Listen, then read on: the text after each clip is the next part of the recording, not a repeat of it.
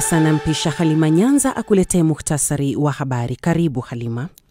Asante Phils, na habari msikilizaji. Shirika la utangazaji la Uingereza BBC limemwomba radhi rasmi Rais wa Marekani Donald Trump kutokana na madai ya kufanywa uhariri wa kupotosha kwenye kipindi cha televisheni kilichorushwa mwaka jana kuhusiana na hotuba yake aliyotoa wakati wafuasi wake walipovamia majengo ya bunge la Marekani Januari mwaka 2021. Lakini hata hivyo BBC imekataa ombi la Rais Trump kulipa fidia ya fedha. Ubalozi wa Marekani nchini Somalia umesema umepata taarifa za uhakika kwamba wadukuzi wasiojulikana wamevamia mfumo wa maombi ya visa kwa njia ya mtandao wa serikali ya Somalia e-visa na kufichua taarifa za takriban waombaji 35,000. Zaidi na Sambatenzi.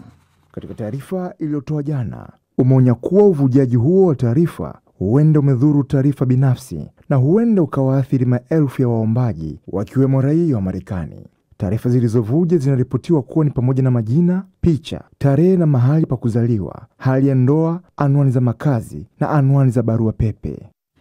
Israel imesema imepokea mwili wa mateka mwingine aliyekuwa akishikiliwa Gaza. Mwili utapelekwa kwa ajili ya utambuzi na iwapo vipimo vitathibitisha, idadi itabaki kuwa miili ya mateka watatu tu ambao wanatarajiwa kurejeshwa Israel katika awamu ya kwanza ya makubaliano ya kusitisha mapigano. Huu ni mwili wa kwanza kukabidhiwa wiki hii na kwamba kuna taarifa kuwa miili ya mateka waliobaki huenda ikawa vigumu kuipata. Na waziri mkuu wa zamani wa Bangladesh, Sheikh Hasina, amekanusha madai ya kutenda makosa ya uhalifu dhidi ya binadamu wakati wa vurugu za maandamano yaliyomuondoa madarakani mwaka jana. Katika mahojiano kwa njia ya mtandao na BBC, Sheikh Hasina amepuuzia kesi aliyodai kuwa imetengenezwa dhidi yake iliyosikilizwa bila yeye kuwepo katika mahakama, aliyodai isiyo na uhalali ambayo inadhibitiwa na wanasiasa wa upinzani. Aidha, amekanusha kuidhinisha vikosi vya ulinzi kushambulia waandamanaji. Hii ni BBC. Bila shaka msikilizaji, muktasari wa habari umesomwa kwako na Halima Nyanza. Matangazo haya ya Amka na BBC unayapokea kupitia FM na redio shirika mbalimbali Afrika Mashariki na ya Kati, ikiwemo Lizadel Radio nchini Jamhuri ya Kidemokrasia ya Kongo, Radio Free Africa na Radio 1 nchini Tanzania, Mwanedu FM na County FM nchini Kenya na Voice of Karamoja nchini Uganda. Yako vile kwenye tovuti yetu ya BBC Swahili na mbashara kwenye ukurasa wetu wa Facebook wa BBC Swahili. Karibu, mimi ni Phyllis Mwate. BBC imeomba radhi rasmi kwa rais wa Marekani Donald Trump kwa kipindi cha televisheni kilichotangazwa mwaka jana ambacho kilikuwa na uhariri wa kupotosha wa hotuba yake siku ya ghasia za bunge la Marekani. Hata hivyo, BBC imekataa ombi lake la fidia ya kifedha. Taarifa inasema kwamba BBC ilijutia kwa dhati jinsi video hiyo ilivyohaririwa na haikuwa na mpango wa kurudia kipindi hicho. Mwenyekiti wa BBC Samir Shah pia ametuma barua binafsi ya kuomba msamaha. Mawakili wa Trump wametishia kuishtaki BBC kutaka ilipe dola bilioni 1 zaidi na David Nkia. Kuibuka kwa kashfa hiyo kulisababisha mkurugenzi mkuu wa BBC Tim Davie na mkuu wa habari Deborah Tunes kujiuzulu siku ya Jumapili. Hatua hii inakuja saa chache baada ya video ya pili iliyohaririwa sawa na hiyo iliyotangazwa kwenye kipindi cha Newsnight mwaka 2022 kufichuliwa na Daily Telegraph. Katika sehemu yake ya marekebisho na ufafanuzi iliyochapishwa siku ya Alhamisi jioni, BBC imesema kipindi cha Panorama kilipitiwa upya baada ya ukosoaji wa jinsi hotuba ya Trump ilivyohaririwa. BBC imezungumza na ikulu ya White House kwa maoni, kama anavyoeleza Sean Delay. Ikulu ya White House imeonyesha kukasirika kutokana na swala hilo. Imeongeza kuwa Trump mwenyewe amesema huo ni ulaghai wa toleo la kile anachokiita hotuba yake kamilifu. Na bila shaka tunajua kupitia wanasheria wake wanasema kwamba lilikuwa jambo la makusudi. Lakini Kate alipokuwa akielezea waziwazi msimamo wa BBC, amesisitiza kwamba haikufanywa kwa makusudi, na wanasheria wanakubaliana kwamba wakati mwingine kwa nini mambo yanahitaji kuwa yanachunguzwa mbele ya mahakama. Kwa upande wake, msemaji wa BBC ameongeza kwamba mawakili wake wameiandikia timu ya wanasheria wa Rais Trump kujibu barua iliyopokelewa siku ya Jumapili. Wasiwasi kuhusu video hiyo ya Panorama ya Trump uliibuka wakati taarifa ya ndani iliyovuja iliyoandikwa na aliyekuwa mshauri huru wa nje wa kamati ya viwango vya uhariri wa shirika na kuchapishwa na gazeti la Telegraph. Miongoni mwa mambo mengine, hati hiyo pia ilikosoa ripoti ya BBC ya masuala ya jinsi sambamba na uandishi wa idhaa ya Kiarabu ya BBC kuhusu vita vya Israel na Gaza. Ni taarifa ya David Nkia. Kikundi cha uratibu chenye makao yake Marekani kinasema kwamba wanajeshi wanaomuunga mkono kamanda wa Libya Khalifa Haftar wamekuwa wakisambaza mafuta kwa kikosi cha Rapid Support Forces yani RSF nchini Sudan kwa niaba ya Umoja wa Falme za Kiarabu UAE. Kundi hilo lijulikanalo kama The Sentry linasema kwamba Haftar amekuwa msambazaji muhimu wa mafuta na silaha kwa RSF wakati huu wote wa vita. UAE imekanusha madai hayo. Kwa sasa RSF inadhibiti sehemu kubwa ya eneo la Darfur nchini Sudan baada ya kuuteka mji wa El Fasher mwezi wa Oktoba. Beldin Waliaula na maelezo zaidi.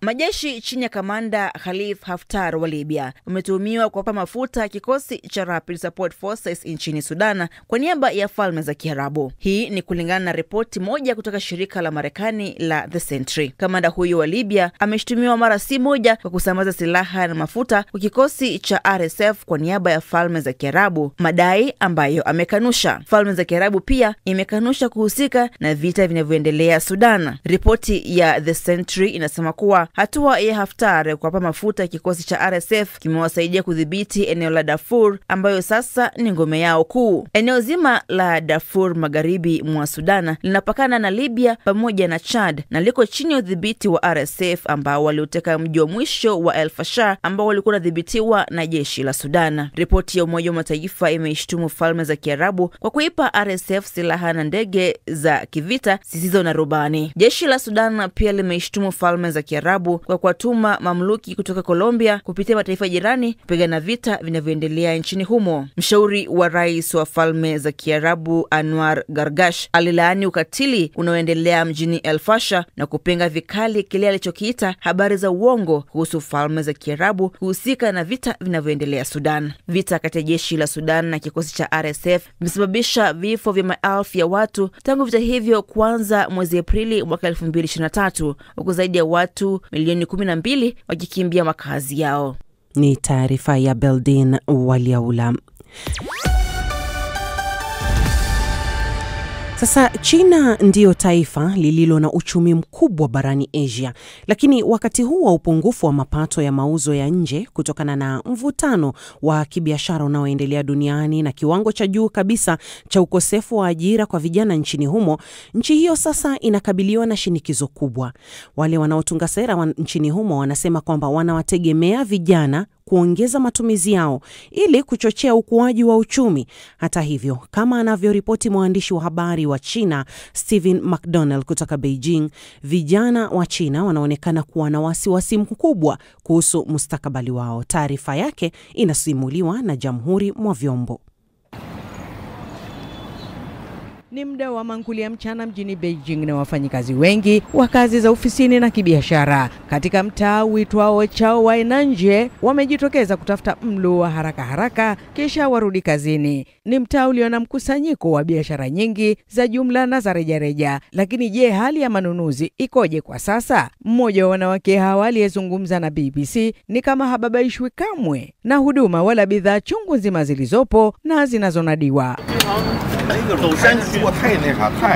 Kijana huyo anaifanya kazi katika sekta ya vyakula anahisi kwamba ajira zinazopatikana ni zile za ngazi ya chini, lakini zile za ngazi ya juu za kitaaluma, hata mtu awe amehitimu kiasi gani, ni vigumu kupata. Baadhi ya marafiki zangu bado hawana ajira, bado wako nyumbani wakitafuta kazi. Kisomo wamesoma si haba, wamesomea taaluma mbalimbali za kifedha na mauzo kutoka vyuo vikuu mbalimbali. Wakati huu kwa kweli mazingira ya kiuchumi hayako sawa. Natumai mambo yatakuwa sawa baadaye, lakini matumaini ni madogo.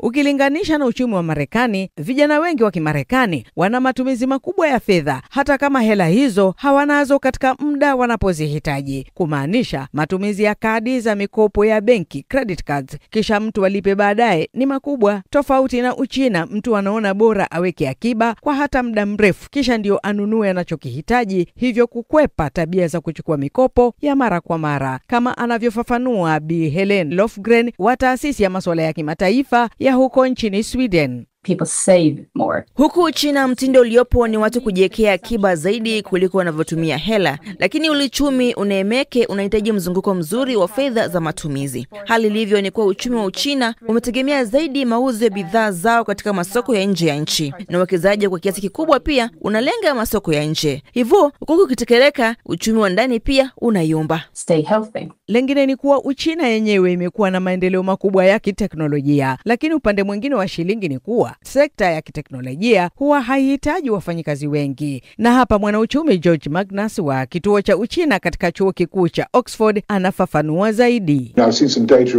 Nimeona katika data nyingi kuhusu hali ya ajira. Ukichukulia mfano wa ajira ya kama madereva wa magari ya teksi kama zile aina ya Uber, utakuta madereva huwa wamesomea taaluma zingine za juu zaidi. Wana madigrii ya fani mbalimbali. Kwa hivyo hakuna uwiano baina ya aina ya viwango vya elimu walivyonavyo na aina ya ajira zinazopatikana kwa sasa. Isitoshe, hali itazidi kwa hivyo kwa sababu mwenendo ulioshika kasi kwa sasa ni kuwa na maroboti, kukuza teknolojia ya AI ama akili mnemba, na fani hizo hazihitaji wafanyikazi wengi. Naam, ni taarifa hiyo iliyosimuliwa na Jamhuri mwa Vyombo, lakini kwa sasa nampisha David Nkia. Karibu kwenye spoti. Sana Phyllis Mwate, bila shaka hujambo msikilizaji. Usiku wa kuamkia leo umepigwa mitanange kadhaa ya timu mbalimbali za taifa. Baadhi Ufaransa imeitandika Ukraine 4-0, Ireland ikitandika Ureno goli 2-0, huku Ureno ikipata tatizo ama ikikumbwa na changamoto baada ya Cristiano Ronaldo kupata kadi nyekundu, ikiwa ni kwanza kabisa kwa timu ya taifa. Moldova ikakungutwa 2-0 dhidi ya Italia. Uingereza ikaichapa Serbia 2-0. Nigeria wao wakaipa adhabu Gabon goli 4-1, huku Cameroon wakiwa nyumbani wakakungutwa 1-0 dhidi ya DR Congo.